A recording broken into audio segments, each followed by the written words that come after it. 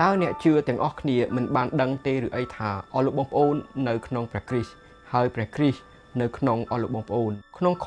9នៃជំពូក3ក្នុងព្រះគម្ពីរភីលីបលោកប៉ូលលោកបាននិយាយថាហើយឲ្យគេបានឃើញខ្ញុំនៅក្នុងទ្រង់យើងឈប់ត្រឹមនេះនៅកន្លែងនេះសិនហើយយើងមើលជាមួយនឹងគ្នានៅអ្វីដែលលោកប៉ូលបានពិពណ៌នាអំពីគ្រឹះបរិស័ទដែលថាអស់អ្នកណាដែលនៅក្នុងព្រះគ្រីស្ទនោះឯងគឺជាអ្វីដែលគាត់បានពិពណ៌នាអំពីយើងដែលជាគ្រឹះបរិស័ទនៅក្នុងព្រះគ្រីស្ទហើយព្រះគ្រីស្ទនៅក្នុងយើងទាំងអស់គ្នានេះហើយដែលធ្វើឲ្យជំនឿគ្រឹះបរិស័ទខុសគ្នាទៅនឹងសាសនាផ្សេងទាំងអស់នៅក្នុងពិភពលោកពីព្រោះបងប្អូនដែលកាន់ពុទ្ធសាសនាអស់បងប្អូនមិនដែលនិយាយថាខ្ញុំនៅក្នុងព្រះពុទ្ធ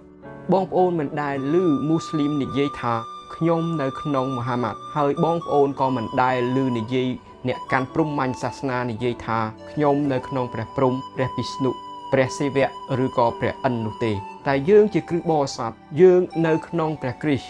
នៅក្នុងព្រះគម្ពីរមាន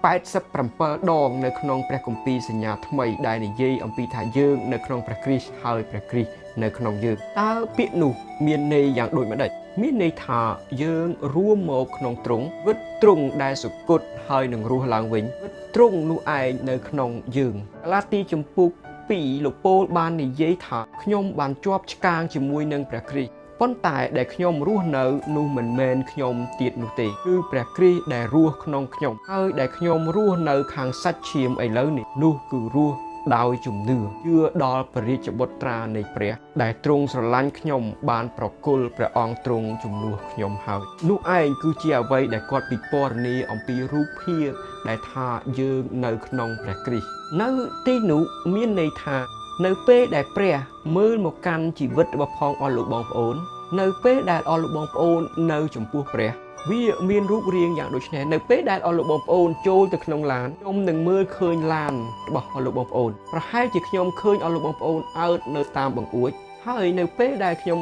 អស់លោកបងប្អូនបានដើរទៅដល់ផ្ទះហើយចូលទៅក្នុងផ្ទះរបស់ផងអស់លោកបងប្អូនទោះបើអស់លោកបងប្អូនអើតនៅតាមបង្អួចហើយខ្ញុំមើលអស់លោកបងប្អូនហើយខ្ញុំនឹងឃើញរូបភាពនៃផ្ទះរបស់ផងអស់លោកបងប្អូនដែលអស់លោកបងប្អូនកំពុងតែនៅក្នុងផ្ទះនោះប្រសិនបើអស់លោកបងប្អូនជិះយន្តហោះទៅប្រទេសណាមួយខ្ញុំមើលទៅលើ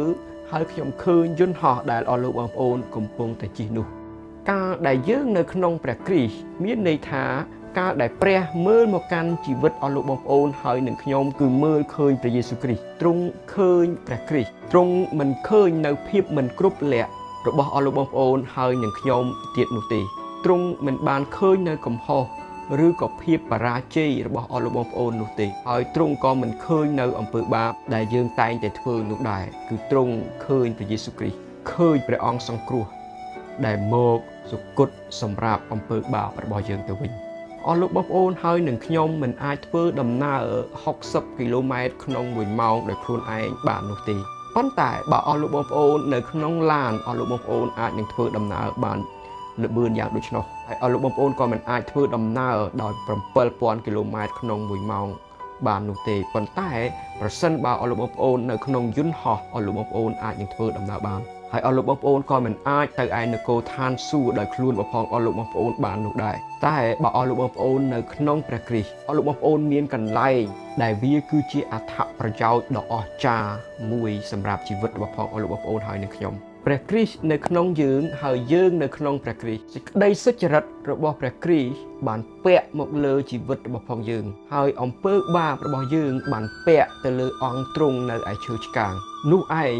ដែលព្រះគម្ពីរបានមើលឃើញនៃការផ្លាស់ប្ដូរដ៏អស្ចារ្យបំផុតមួយខព្រះគម្ពីរមួយដែលសំខាន់ជាងគេហើយក៏ជាសេចក្តីពិតមួយដែលសំខាន់ជាងអ្វីទាំងអស់គឺនៅក្នុងព្រះគម្ពីរកូរិនថូសខ្សែទី2ចំពោះ5ខ21ដែលនៅទីនោះបានរៀបរាប់ថាត្បិតឯព្រះអង្គគឺជាព្រះយេស៊ូវដែលមិនបានស្គាល់បាបសោះនោះទ្រង់បានធ្វើឲ្យត្រឡប់ទៅជាតួបាបជំនួសយើងរាល់គ្នាវិញដើម្បីឲ្យយើងរាល់គ្នាបានត្រឡប់ទៅជាសេចក្តីសុចរិតរបស់ព្រះដោយនៅព្រះអង្គនោះឯងព្រះ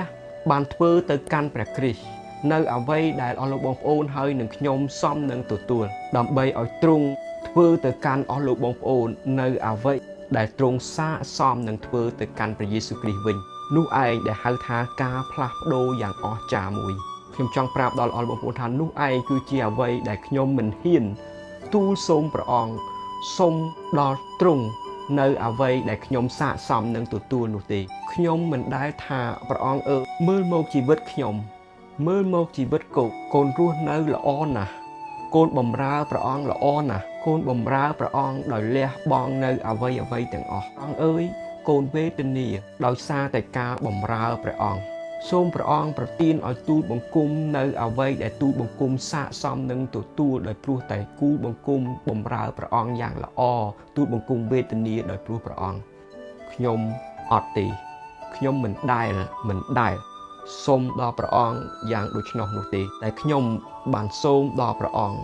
នៅអ្វីដែលព្រះយេស៊ូវបានទទួលវិញព្រះគុណរបស់ផងព្រះបានប្រទានមកយើងនៅអ្វីដែលយើងមិនស័ក្តិសមនឹងទទួលប្រសិនបើអស់លោកបងប្អូនចង់ទាមទារនៅអ្វីដែលអស់លោកបងប្អូនស័ក្តិសមនឹងទទួលអស់លោកបងប្អូនគួរតែមើលនៅអ្វីដែលហោរាអេសាយបាននិយាយយ៉ាងដូចនេះថាបាត់យើងខ្ញុំទាំងអស់គ្នាបានត្រឡប់ទៅជាមនុស្សដែលមិនស្អាតហើយអស់ទាំងអំពើសុចរិតរបស់ផងយើងខ្ញុំបានត្រឡប់ដូចជាអាវកខ្វក់ហើយយើងខ្ញុំរាល់គ្នាបានស្វិតក្រៀមទៅដូចជាស្លឹកឈើហើយអំពើទុច្ចរិតរបស់យើងខ្ញុំបានផាត់យើងខ្ញុំទៅដូចជាខ្យល់បើអស់លោកបងប្អូនចង់អួតគួរតែចងចាំនៅខមួយនេះយើងនៅក្នុងព្រះគ្រីស្ទយើងមានសេចក្តីប្រកបជាមួយនឹងទ្រង់នៅខ9បន្តទៅទៀតដោយសេចក្តីសុចរិតដែលបានមកអំពីសេចក្តីជំនឿដល់ព្រះគ្រីស្ទមិនមែនដោយសេចក្តីសុចរិតរបស់ខ្លួនខ្ញុំដែលមកពីក្រឹតវិន័យនោះទេហើយគឺសេចក្តីសុចរិតដែលមកពីព្រះដោយសេចក្តីជំនឿវិញដើម្បីឲ្យខ្ញុំបានស្គាល់ទ្រង់និងប្រជាស្ដានៃដំណើរដែលទ្រង់រស់ពីស្លាប់ឡើងវិញហើយនឹងសេចក្តីប្រកបក្នុងការរងទុក្ខរបស់ទ្រង់ព្រមទាំងត្រឡប់ទៅដូចជាទ្រង់ក្នុងសេចក្តីស្លាប់ផងការស្គាល់ដល់ព្រះគ្រីស្ទគឺជាផលចំណេញតែគ្រីស្ទបរិស័ទមិនគួរបញ្ឈប់នៅត្រឹមតែការស្គាល់ដល់ព្រះគ្រីស្ទត្រឹមនឹងនោះទេយើងត្រូវតែចង់ស្គាល់ទ្រង់ថែមទៀតហើយថែមទៀតគ្រីស្ទានទាំងអស់មិនដែលទៅដល់កន្លែងមួយដែលថាខ្ញុំស្គាល់ដល់ទ្រង់គ្រប់គ្រាន់ហើយនោះទេទោះបើអស់លោកបងប្អូនបានស្គាល់ព្រះគ្រីស្ទ30ឆ្នាំហើយ40ឆ្នាំ60ឆ្នាំហើយក៏ដោយហើយអស់លោកបងប្អូនបង្កើតព្រះវិហារបម្រើពន្ធកិច្ចយ៉ាងល្អរៀននៅសាលាព្រះគម្ពីរដែលល្បីឬក៏បង្រៀននៅសាលាព្រះគម្ពីរជាច្រើនក៏មិនអាចនិយាយថាខ្ញុំដឹងពីទ្រង់ខ្ញុំស្គាល់បំណងព្រះハរតីទ្រង់ហើយនោះទេកិច្ចការសាមញ្ញមួយដែលយើងគួរតែធ្វើគឺការប្រកបជាមួយនឹងទ្រង់និងដើរជាមួយនឹងទ្រង់ឲ្យកាន់តែខ្លាំងឡើងហើយខ្លាំងឡើងអ្វីដែលយើងចង់បានអំពីសេចក្តីប្រកបជាមួយនឹងទ្រង់គឺដើម្បីឲ្យយើងអាចនឹងស្គាល់ដល់ទ្រង់កាន់តែខ្លាំងឡើងហើយខ្លាំងឡើងហើយនោះគឺជាអ្វីដែលគ្រឹះបរិស័ទទាំងអស់ចង់បានជាងគេបំផុតនៅក្នុងជីវិតរាល់ថ្ងៃរបស់យើងទាំងអស់គ្នាគឺជាប្រជាស្ដានៃដំណើរដែលទ្រង់រស់ឡើងវិញមានន័យថាគឺជាអំណាចដែលអាចនឹងរស់នៅក្នុងជីវិតជោគជ័យអំណាចដែលអាចនឹងរស់នៅលើសជាងជីវិតសប្តាហ៍ថ្ងៃនេះដោយព្រះគុណរបស់ផងព្រះដោយមានជំនួយអំពីព្រះវិញ្ញាណបរិសុទ្ធគឺជាអំណាចដែលហ៊ាននិយាយថាទេទៅចំពោះអំពើបាបដែលចូលមកកាន់ជីវិតរបស់ផងយើងបន្តទៅមុខបន្តិចទៀតនៅអ្វីដែលលោកពូចង់បានការប្រកបជាមួយនឹងទ្រង់គឺជាការប្រកបនៅក្នុង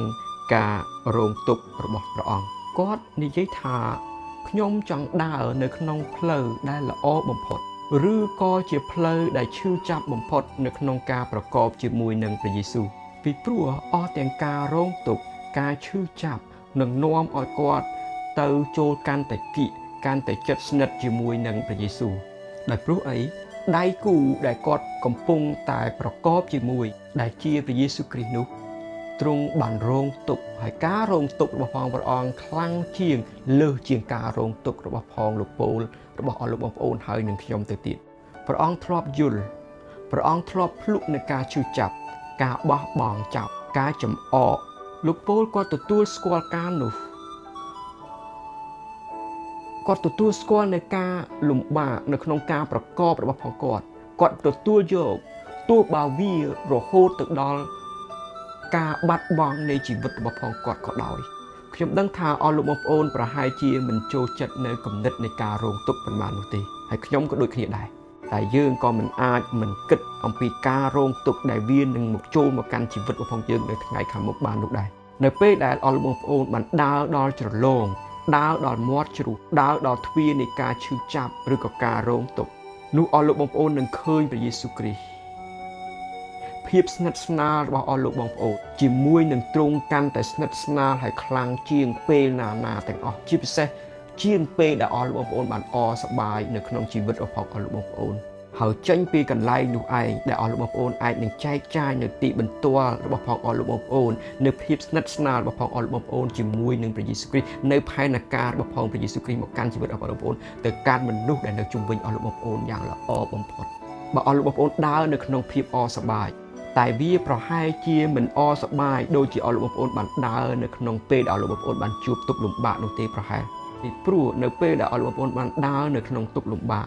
អស់លោកបងប្អូននឹងឃើញព្រះយេស៊ូវគ្រីស្ទបានដើរជាមួយនឹងអស់លោកបងប្អូននៅក្នុងទុក្ខលំបាករបស់អស់លោកបងប្អូននោះឯងគឺជាសេចក្តីប្រកបរបស់ផងយើងជាមួយនឹងព្រះអង្គដែលលោកពោលបានលើកឡើងនៅកន្លែងនេះហើយអស់លោកបងប្អូនហើយនឹងខ្ញុំនឹងស្គាល់ដល់ទ្រង់កាន់តែស្និទ្ធទៅហើយស្និទ្ធទៅជាងមុនពោលបន្តទៀតនៅក្នុងខ11គាត់ថានោះគឺប្រសិនបើមានផ្លូវណាឲ្យខ្ញុំអាចនឹងមកដល់សេចក្តីរស់ពីស្លាប់ឡើងវិញបានគាត់នឹងព្យាយាមអស់លោកបងប្អូនហើយនៅទីនេះគាត់ចង់ប្រាប់ដល់យើងថាអំណោយឬក៏កញ្ចប់នៃការចូលនិវត្តន៍របស់ផងគ្រិស្តបរិស័ទគឺការចាកចេញពីផែនដីរបស់ផងយើងមួយនេះចេញទៅដរាបណាយើងដែលជាគ្រិស្តបរិស័ទយើងមិនទាន់ចាកចេញពីផែនដីនេះទេសូមកុំឈប់ធ្វើការសូមកុំទាន់ចូលនិវត្តន៍ពីព្រោះឯងមានរឿងជាច្រើនដែលយើងនឹងធ្វើជាមួយនឹងព្រះអង្គជាពិសេសក្នុងការប្រកបជាមួយនឹងព្រះអង្គពីព្រោះអស់លោកបងប្អូននៅក្នុងទ្រង់ហើយទ្រង់នៅក្នុងអស់លោកបងប្អូនព្រះអង្គមិនដែលឈប់ក្នុងការដែលធ្វើការនៅក្នុងជីវិតរបស់លោកបងប្អូនព្រះអង្គមិនដែលឈប់ក្នុងការដែលប្រើអស់លោកបងប្អូនដើម្បីនឹងជួយដល់អ្នកដទៃទៀតឲ្យរីកចម្រើនជាមួយនឹងព្រះអង្គឲ្យមកប្រកបជាមួយនឹងព្រះអង្គនោះទេហើយយើងនឹងបន្តនៅវគ្គក្រោយបន្តទៅទៀតសូមព្រះអង្គប្រទានពរ